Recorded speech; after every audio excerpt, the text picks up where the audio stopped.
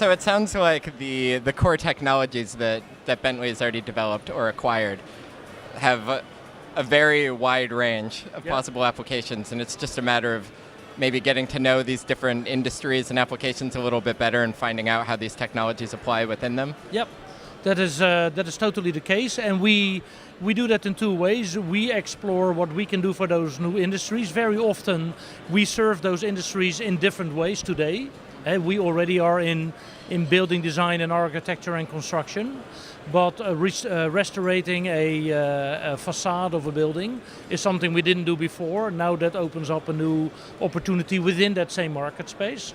Right? Or if we get into a new industry, we either address a new industry by ourselves, or we look for partners and we license our technology and we partner with those companies and say, we have the core technology that can help you assess the models that you're trying to capture, but you have the discipline knowledge of applying that to workflows and to solutions for that marketplace.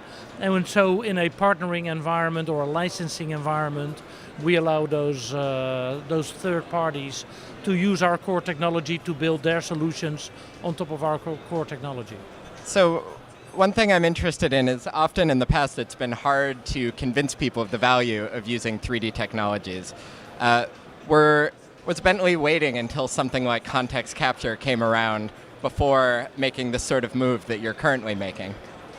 Well, so I don't know if waiting is the right word to express it. It's really technology that comes upon us where digital photogrammetry has existed already for some 30 years. I have been in the business of amongst others, of digital photogrammetry in its very early stages. At those days, it was very, very costly.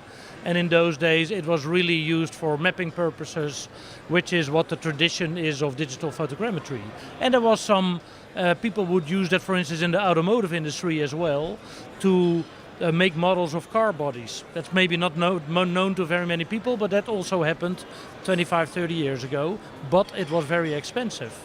Now that the cost of capturing the data has come down, now that the automation of auto-generating those models has come down, all of a sudden that opens up new marketplaces that could not have happened 30 years ago. So the fact that the technology has progressed and that the cost of capturing the data, every telephone has got a camera these days.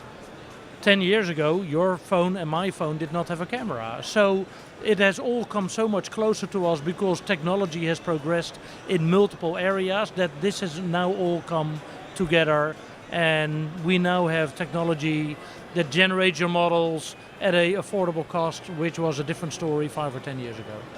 So it seems like as a result of all these technologies that have developed, we're really starting to enter the era where 3D capture and reality computing can take off. That is totally true.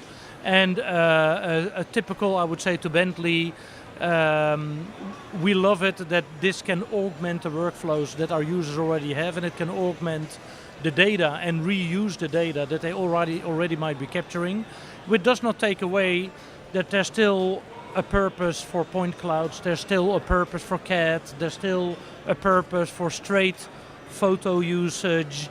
And so we really want to encourage our users to use every source of data and every mean that they can utilize to augment their workflows with, where one next generation of technology does not necessarily displace another technology. It will reposition what you use for which purpose, but you can use both, or you can use all three if you want to. One does not necessarily have to replace the other. Right. And that's the beauty, is although it's relatively disruptive technology, you don't have to throw other sources of data away just to apply this. You can actually use them in conjunction if you want to.